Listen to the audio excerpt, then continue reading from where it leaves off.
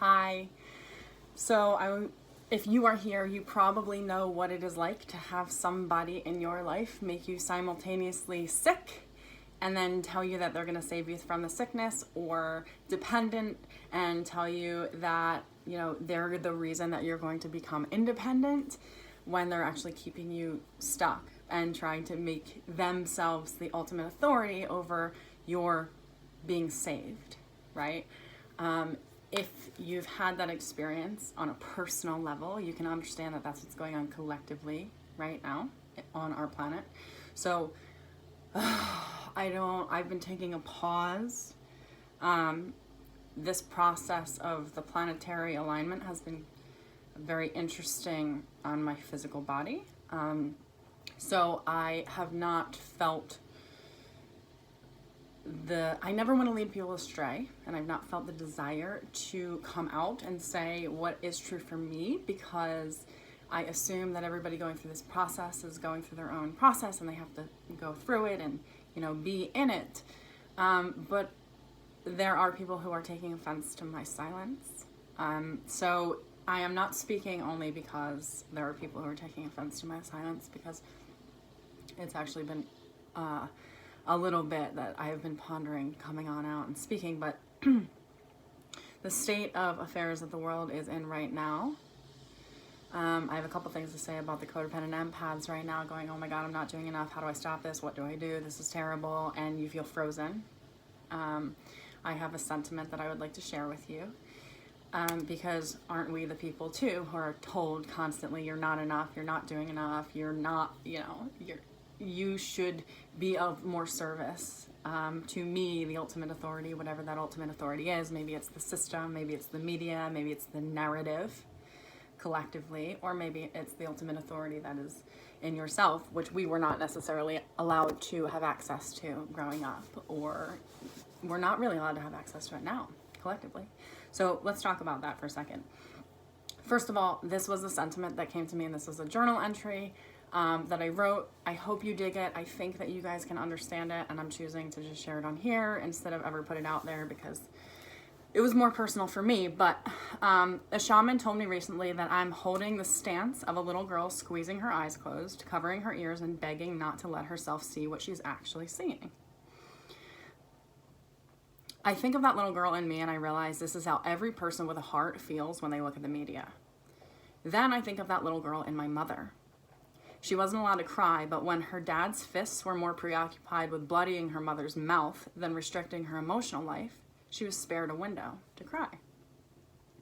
There she'd sit in the corner, having just slid down the wall to the floor in a sinking, hopeless, helpless, completely surrendered slide, knowing that the safest thing she could do for everybody was just sit through it, praying that the whole thing would go away.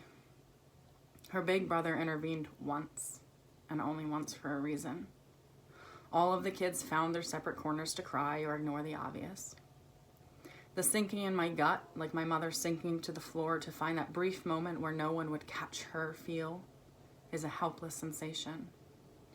It's said that the best thing that you can do when you feel helpless is help, and I agree.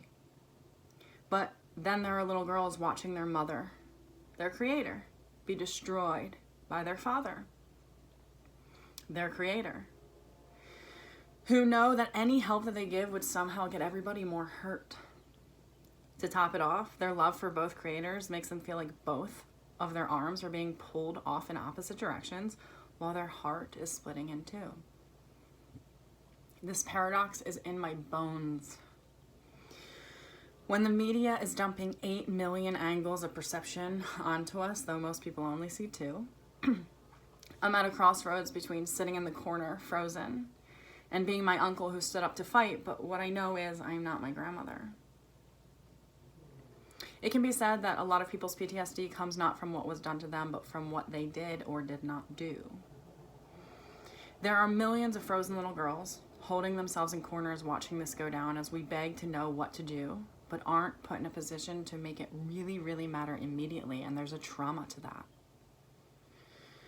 There's trauma to not being able to make it stop, to not being in control, to watching both sides that you love wage war against each other. There's trauma and true helplessness when bystanders of all races beg a man to let another man breathe while he stares back at them void of himself. This cannot be real.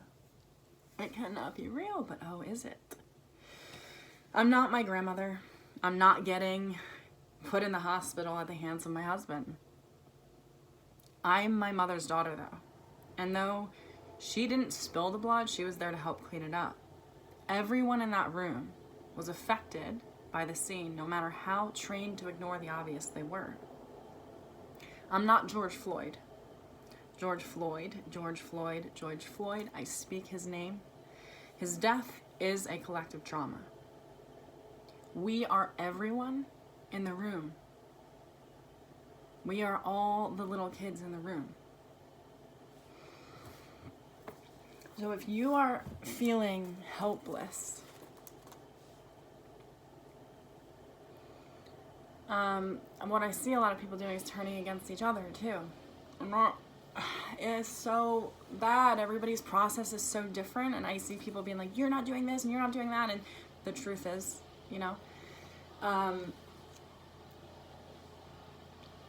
there's a lot to do and there's little to do. And this is why these posts are dangerous. I believe that this is a psychological operation. You're watching it go down. We are shown what they want us to see. Understand that. There are children right now who police are finding in their parents' basements. I saw a sign the other day, and I speak for the silenced people in the world, right? Like, we are a demographic that comes from abuse, or a kind of abuse that a lot of people cannot necessarily understand, but everybody can understand it when we look at it collectively, right? Like, this is the ultimate. Look, let me put you in danger and then save you from the danger that I put you in just so I can be in control of you. Like, this, what's going on is the ultimate that. So when I say I speak for the silenced, it's a hard position to be in, because there are many people who feel silenced that are saying you have to have a voice, and there are many people who have used a voice and had it that use of it make them be the thing that made them silenced. Okay, so there are children right now. That was the point. I saw a sign the other day that said, like, who do you call when the murderer is wearing a badge, right? And that's totally true. And who do you call when it's your parent who's supposed to be your caregiver who's the one who's abusing you? The feeling is the same. And you could say in both instances, you call the cops or you call God. Like, there's shitty people in both areas, but that sensation is the same. Of there's nobody to call, and somehow you systematically, if you are raised in narcissistic abuse, the whole culture is. There might be one person who sees what's going on, but like, they're not going to do anything about it, right? So there's some of us that can understand that feeling, where we're like, can somebody just see this and do something about it? Like, somebody who has the means to do something. Like, I don't know what's going on here, right? Like, I don't know what's going on. Why is this happening? Why is my mother doing this? Why is this happening? And I imagine that's how every person on the planet right now feels. Like, well, I don't understand what's going on. Who do I call? How can I help? How can I be better? How can I just be better so I can help make it stop? If I'm perfect, maybe it'll stop, right? Oh, my heart is with you if you are sitting in the corner somewhere, being one of the people in the room watching this go down collectively, okay? And we have to be careful what we're watching and what we're believing, because there are a million things that are going on that we're not being shown, okay? There's so many things in the world going on right now that are not being shown to us. Why is that? So why is it that there's not this insane riot about all of the literally millions of children who are being abused more than normal right now because of what's going on with this pandemic and this quarantine situation? So I'm in no way denouncing the need to be out and say this has to stop. What I am saying is that we're being shown for a reason, a narrative that they want us to believe, and ultimately they would have us believe in the invisible enemy, which is true. Like, let's put this in context of the virus. The virus is real. It is an invisible enemy. In the sense, or you could contract the virus and be like, okay, it's going to bounce right off me. It's going to just filter right through my body. And strangely, what you believe about it would probably actually happen in this context, but they would have you believe that the other is the enemy. And then what we do, if you are somebody in your demographic and you don't believe the other is the enemy because you don't believe in enemies, all of a sudden, you're the enemy. And then your people are turning against you.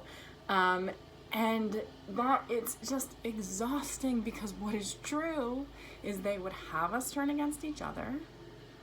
And ultimately what that does to somebody in our situation is we then turn against ourselves because we feel like we can't do enough, we're not doing enough, and then, oh my God, I'm turning against my literal self, I'm gonna be sick, physically sick if I keep doing this.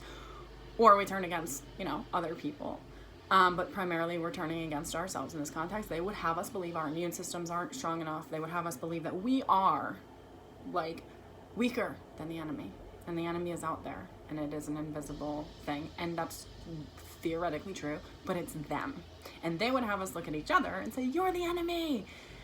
I don't know why, right? Like, I can't go that deep down the rabbit hole. I don't know the answers about why, but what I do know is, and what I want you to know, is that if you think that this is insane, it's because it absolutely is. And for whatever reason, all of a sudden they're making laws that say, okay, you can't have more than 12 people gather, but you can have a protest of 100 people. Like, none of this is making sense whatsoever. And rather than try to make sense of it necessarily, I want you to understand that your will and your freedom right now are crucial. If you want them. So a lot of people don't. A lot of us want somebody to just come save us, just like I was that kid. Like, give me the C-section, I don't want to have the labor. Give me the shot, I don't want to have the sickness. I am not that person, okay? I am at current, and this is why these videos are scary, because it'll probably get deleted anyway. I'm a vaccine-injured person. I was 18 months old the first time that I had a seizure, and my parents are the people that believe that the powers that be, whoever they are, whoever are telling you to give them the shots, do the thing, that they're actually trying to help you, right? And maybe they are, maybe they legitimately believe that they are. And had my first seizure, my parents were told by the same doctor for a year and a half straight before they got a second opinion that I was having temper tantrums. All of those times I was seizing, falling to the ground, smacking my face, bloodying myself up. As a toddler, I was having temper tantrums. And because it was a doctor, and because it was in the institution, and because the system is supposed to have your back, that's just what it was until I was diagnosed at the age of 3. No, they're actually seizures that I've been having since I got the MMR shot. I'm not allowed to say that, though, because I'm supposed to. Somebody recently told me that they were unfollowing me because I needed to reconcile my science and my trauma. FYI, this is my reconciliation because it's my truth, right? I'm a vaccine-injured person. I'm not saying I'm against vaccines. If you want to get vaccines, that's great. And what I am saying is that if I had my own free will and my own intuition, even as a child, I was vaccinated against my will. I knew that. I knew that was a reality for me. It was not aligned with my will to be vaccinated. So, and maybe for some people it genuinely is, and that's great. Go do that. But there's an agenda at the end of this whole scenario. All of a sudden we have a pandemic. They're coming up with a vaccine that would literally take years to make and such a short amount of time, and they're gonna hold the carrot and say, this is gonna be the thing that saves you. No, it's not. It's not, okay? So what I want you to see is that right there, is that there are measures put in place right now, and you can relax in them, for sure. I'm not saying, oh my God, go on, fight or whatever, but I am saying use your psychic territory to understand. 1, you see what they let us. Two, the measures that they're putting in place might be helpful as far as the pandemic is concerned. It might legitimately be helpful, and on a cognitive programming level, don't get hooked into what it's doing, which is, oh my God, there is an enemy, and I need this in order to survive. I need this in order to keep living this way. I need the vaccine. I need, whatever it is that you think, I need it to be this way in order to survive. They are pitting us against each other, and then they're pitting us against ourselves. We're literally at war with our own bodies, going, oh my God, I can't get this coronavirus. If I get the coronavirus, I'm blah, blah, blah. There is a energy to that. So, just know that what is happening, these measures that they're putting in place, feel like reprieve, right? It feels like, okay, this is reprieve. And it is ultimately a form of control. And I'm not saying you can use your own free will to be under that reign. Just like in some shitty narcissistic relationships, I would say the same thing to a person. You can use your free will to be under that reign, as long as you see the reign. As long as you know, it's like, this was a great analogy too. Recently, we were talking about somebody that felt like a snake in the grass, right? Past life me, snake in the grass. And Chris said, well, snakes in the grass are great. They keep the mice out. You just have to know where they are, right? That's the concept we're going with here. You can use your free will to be under the reign, but at least see the reign so you know where your position is in it. So, yes, Black Lives Matter. Yes, the pandemic is real. Yes, they are pitting us against each other. And the invisible enemy is not within us. It's within the powers that be. And that's a terrible differentiation because they're walking the streets with us, right? But this is not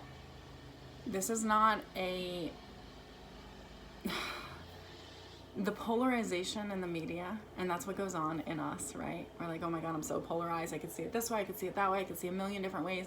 The polarization in the media is psychological warfare. It just is. It is. And it is pitting people against each other. And I know this is why it's like annoying. I feel like I'm wasting my time because you know that. If you're here, you probably already know that. Especially if you're still listening, you probably already know that. And if you're still listening and don't know that, you're just here to talk shit on me and tell me that I'm shitty and that I suck or whatever. But I feel like most people who resonate with me already would know that. And maybe I'm wrong, I'm not sure, but just know that you see what they want you to see, and that they want you to see it for a reason, and that the more you buy into it collectively, the more we entrain with it. I'm not saying ignore it whatsoever. What I am saying is, again, you see what they want you to see because there is a collective narrative and a collective agenda that they would have you grab onto psychologically to make you feel safe, to be under their, under their privileged ways of being, which sure, you're allowed to travel here if you get the vaccine, you're allowed to do this if you are this creed or whatever. There's an agenda to pit you against me, to pit you against you, to pit me against me. And we just have to see that that's true, I think, for now. Just like see that that's true, that the agenda is the umbrella to what's going on here. And a lot of people really want to be focused here, and that's fair. I don't necessarily, sure, I'll show up and get under the umbrella, but the umbrella is that the powers that be are why this is happening. Because there's a lot of things that are happening that you're not seeing too. And the agenda is there. And it might even be obvious to you. So, if you're a codependent empath feeling really sad and ashamed that you're not doing enough right now, I want to extend my heart out to you if you are kind of sitting in a corner going, what's going on? My mom getting beat up by my dad, or my dad is getting beat up by my mom, and that's how it feels when we look at this and go, why are they doing that? Like, what is, I don't understand why this is happening, right? I don't understand either, but I do believe that it is for psychological warfare purposes, and for somebody else to gain from our distraction, or our desire to have somebody else be in control for us, so we feel safer. Bye, guys.